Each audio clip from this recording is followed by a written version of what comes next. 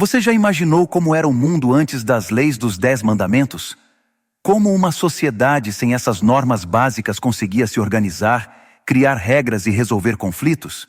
No vídeo de hoje, vamos explorar a fascinante realidade de um tempo em que conceitos como justiça, ordem e moralidade eram muito diferentes dos que conhecemos.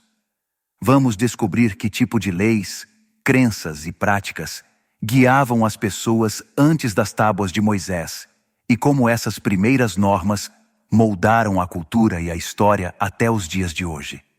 Fique com a gente para entender de forma clara e acessível o contexto histórico e cultural de uma época cheia de desafios e transformação. Ao final deste vídeo, você terá uma visão totalmente nova sobre as origens das leis que impactaram o mundo e sobre como essas influências ainda ecoam na nossa sociedade.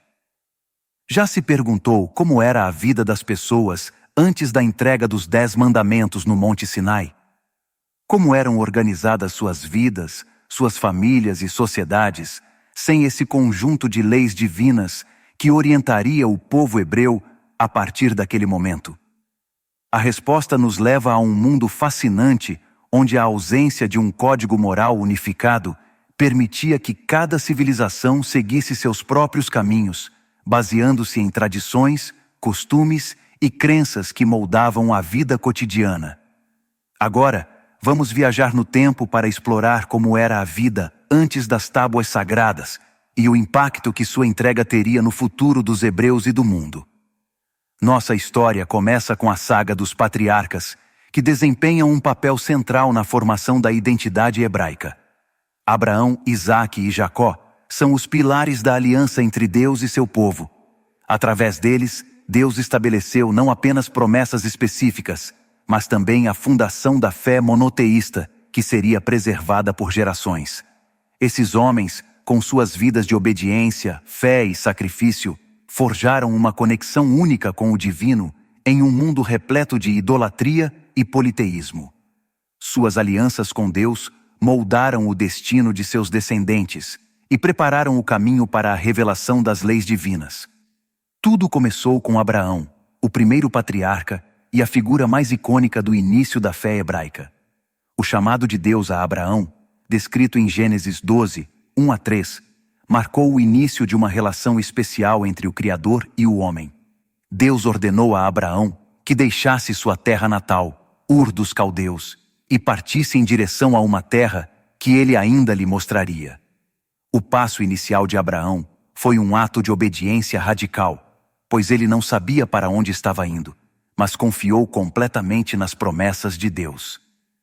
Como recompensa por sua fé, Deus estabeleceu uma aliança com Abraão, prometendo que ele seria o pai de uma grande nação e que sua descendência seria tão numerosa quanto as estrelas do céu e a areia do mar. Além disso, Deus prometeu que, através da linhagem de Abraão, todas as nações da terra seriam abençoadas. Este pacto não era apenas sobre multiplicação e posse de terra, mas carregava profundas implicações espirituais.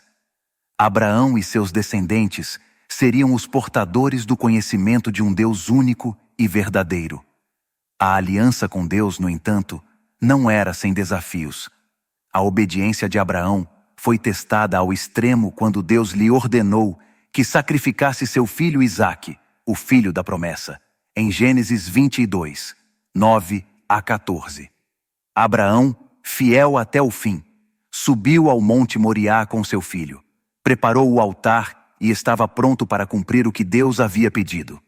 No entanto, no último momento, Deus interveio, provendo um carneiro para o sacrifício no lugar de Isaque, reafirmando assim a aliança com Abraão e louvando sua obediência e fé inabaláveis.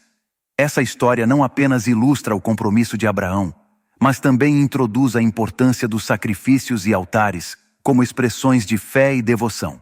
Para Abraão, os altares não eram apenas locais de sacrifício, mas também arcos espirituais, simbolizando encontros profundos com Deus e celebrações de suas promessas.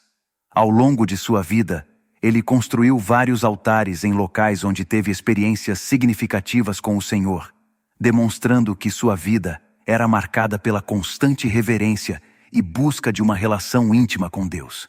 Isaque, o filho da promessa, herdou tanto as bênçãos quanto as responsabilidades de seu pai. A continuidade da aliança foi confirmada em Gênesis 26, 23 a 25, quando Deus renovou as promessas feitas a Abraão, reafirmando que sua descendência seria numerosa e que a terra de Canaã pertenceria à sua linhagem. Isaque também seguiu os passos de seu pai na construção de altares como expressão de adoração e devoção a Deus. Em uma de suas experiências mais marcantes, Isaque ergueu um altar em Berseba, onde Deus apareceu a ele e reafirmou a aliança. Este ato de adoração reflete não apenas sua aceitação do pacto divino, mas também a continuidade da fé em um Deus único. Através de Isaque, vemos que a relação com Deus estabelecida por Abraão não era uma questão de um único homem, mas sim um legado espiritual transmitido de geração em geração. Isaque manteve viva a tradição de sacrifícios e altares, mostrando que a obediência e a adoração ao Deus de Abraão eram centrais para a identidade e a sobrevivência espiritual de sua família. O patriarca Jacó, filho de Isaque, também desempenhou um papel crucial na preservação e renovação da aliança com Deus.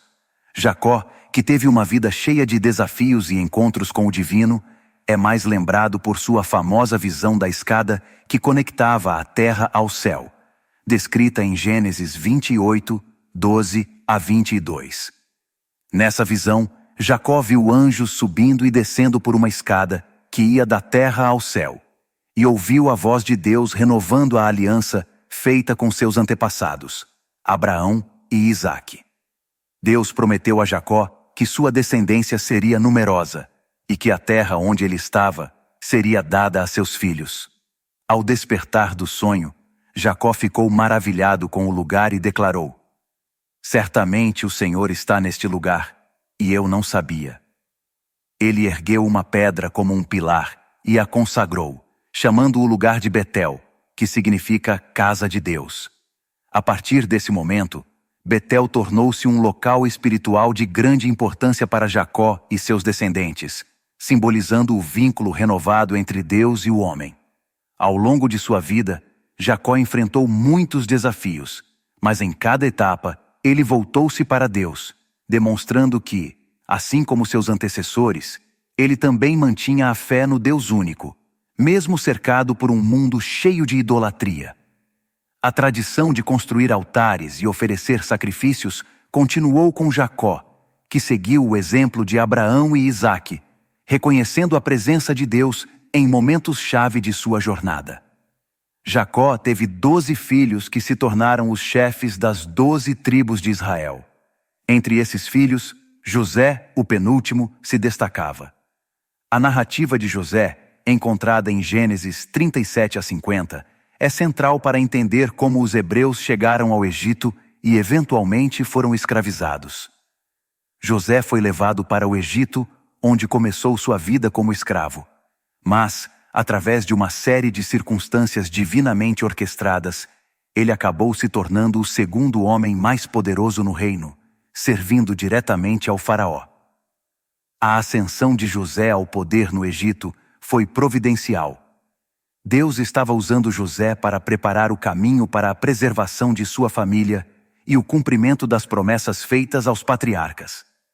Durante um período de grande fome que afetou toda a região, incluindo Canaã, os irmãos de José vieram ao Egito em busca de comida, sem saber que seu irmão agora ocupava uma posição de poder.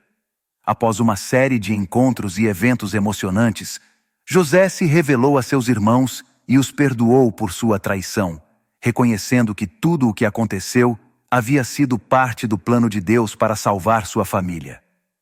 José então convidou seu pai Jacó e toda a sua família para se mudarem para o Egito, onde receberam terras férteis na região de Gósen, sob a proteção do faraó. Essa mudança foi vital para a sobrevivência dos hebreus durante a fome e marcou o início da presença israelita no Egito. Inicialmente, os hebreus prosperaram em Gósen, aumentando em número e riqueza, vivendo em paz sob a proteção de José e do faraó. No entanto, com o passar do tempo, a situação mudou drasticamente. Em Êxodo 1:8-10, somos informados de que se levantou um novo rei sobre o Egito que não conhecera a José. Esse novo faraó, temendo o crescente número de hebreus e o potencial que eles tinham para se aliarem a inimigos do Egito em caso de guerra, decidiu subjugar e oprimir o povo hebreu para controlá-lo. Os hebreus, que antes tinham prosperado no Egito, agora se tornaram escravos, forçados a realizar trabalhos pesados na construção de cidades-armazéns para o faraó, como Pitom e Ramessés. A escravidão dos hebreus no Egito durou por gerações, e a opressão foi brutal, esgotando o povo. O novo faraó aumentou ainda mais o sofrimento ao ordenar a morte de todos os meninos hebreus recém-nascidos, temendo que o crescimento populacional dos hebreus se tornasse uma ameaça à segurança do Egito. As mães hebreias, em meio ao desespero, começaram a esconder seus filhos, buscando formas de preservar a vida dos pequenos. Uma dessas mulheres foi Joquebede, mãe de Moisés, que colocou seu filho em um cesto à beira do rio Nilo, confiando que Deus o protegeria. A história de Moisés é central para a narrativa da libertação do povo hebreu da escravidão egípcia. Ele foi resgatado por uma princesa egípcia, que o adotou e o criou como um príncipe do Egito. No entanto, mesmo vivendo em palácio, Moisés não esqueceu suas raízes hebraicas. Ao observar a opressão de seu povo, ele sentiu uma forte conexão com eles e um desejo de lutar por sua liberdade. A vida de Moisés mudou radicalmente após ele matar um egípcio que estava maltratando um hebreu. Temendo pela própria vida, ele fugiu para Midian, onde se tornou pastor e começou uma nova vida. Durante esse período, Deus se revelou a Moisés através de uma sarça ardente, ordenando-lhe que voltasse ao Egito para libertar seu povo da escravidão. Essa chamada divina foi um marco crucial, pois Deus prometeu estar com Moisés e lhe deu sinais para convencer os hebreus e o faraó. A relutância inicial de Moisés em aceitar essa tarefa reflete a luta interna de um homem comum que foi chamado para uma missão extraordinária. Mesmo com suas dúvidas e inseguranças, Moisés aceitou a missão e Deus o preparou para enfrentar o faraó e liderar a libertação do povo hebreu. Moisés, junto com seu irmão Arão, confrontou o faraó, exigindo a libertação dos hebreus. No entanto, o faraó se opôs e endureceu seu coração, levando a uma série de pragas devastadoras que Deus enviou sobre o Egito. Essas pragas, que incluíam águas transformadas em sangue, rãs, piolhos, moscas, doenças do gado, úlceras, granizo, gafanhotos e trevas, serviram não apenas para demonstrar o poder de Deus, mas também para desafiar a crença egípcia em deuses falsos. Cada praga era uma demonstração da soberania de Deus sobre as divindades do Egito, mostrando que o Deus de Israel era mais poderoso que qualquer deus egípcio. Mesmo diante de tais calamidades, o faraó persistiu em sua recusa em liberar os hebreus, o que culminou na 10ª praga, a morte dos primogênitos egípcios. Para proteger os hebreus, Deus ordenou que eles sacrificassem um cordeiro e colocassem o sangue nas ombreiras das portas. Essa passagem é o que conhecemos como a Páscoa, que se tornaria um evento significativo na história hebraica. Após essa última praga, o faraó finalmente permitiu que os hebreus deixassem o Egito. Essa saída em massa foi um momento monumental, que não apenas marcou o fim da escravidão, mas também o início de uma nova era para os hebreus. Moisés liderou o povo na travessia do Mar Vermelho, que foi miraculosamente aberto por Deus, permitindo que os hebreus escapassem do exército egípcio. Essa libertação foi um ato poderoso de salvação e libertação, simbolizando a proteção e a fidelidade de Deus para com seu povo. Uma vez livres, os hebreus iniciaram sua jornada pelo deserto, um caminho que seria repleto de desafios e ensinamentos. Eles enfrentaram escassez de água e alimento, e em várias ocasiões expressaram descontentamento e dúvida. No entanto, Deus proveu para eles de maneiras sobrenaturais, enviando o maná do céu e água de uma rocha. Esses milagres foram testemunhos do cuidado contínuo de Deus, mas também testaram a fé do povo. A jornada pelo deserto, embora repleta de dificuldades, também foi um período de preparação para o que viria a seguir. Nesse tempo, Deus começou a moldar a identidade do povo hebreu, ensinando-lhes a confiar nele e a entender a importância da obediência às suas direções. A entrega dos 10 mandamentos no Monte Sinai. Neste ponto, Deus chamou Moisés para subir a montanha, e durante 40 dias e 40 noites, ele deu a Moisés as instruções que formariam a base da lei e da ética hebraica. Os 10 mandamentos, conhecidos como o Decálogo, são um conjunto de princípios morais que abordam tanto a relação do homem com Deus, quanto as interações entre os seres humanos. Eles estabelecem um padrão de vida que promove a justiça, a igualdade e a reverência a Deus. Os mandamentos abrangem desde a proibição da idolatria, que era tão comum no Egito e nas nações vizinhas, até a necessidade de honrar pais e mães, e a proibição de assassinato, adultério, roubo e falsidade.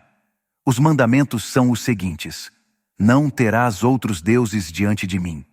Não farás para ti imagem de escultura, nem semelhança do que há em cima nos céus, nem embaixo na terra, nem nas águas debaixo da terra. Não tomarás o nome do Senhor teu Deus em vão. Lembra-te do dia de sábado para o santificar. Honra teu pai e tua mãe. Não matarás, não adulterarás, não furtarás, não dirás falso testemunho contra o teu próximo. Não cobiçarás. Ao chegar ao Monte Sinai, onde os mandamentos foram entregues, o povo estava em um estado de vulnerabilidade e anseio por diretrizes que os guiassem em sua nova vida como uma nação livre. O povo hebreu, após testemunhar os milagres que levaram à sua libertação, estava predisposto a ouvir e aceitar as instruções de Deus.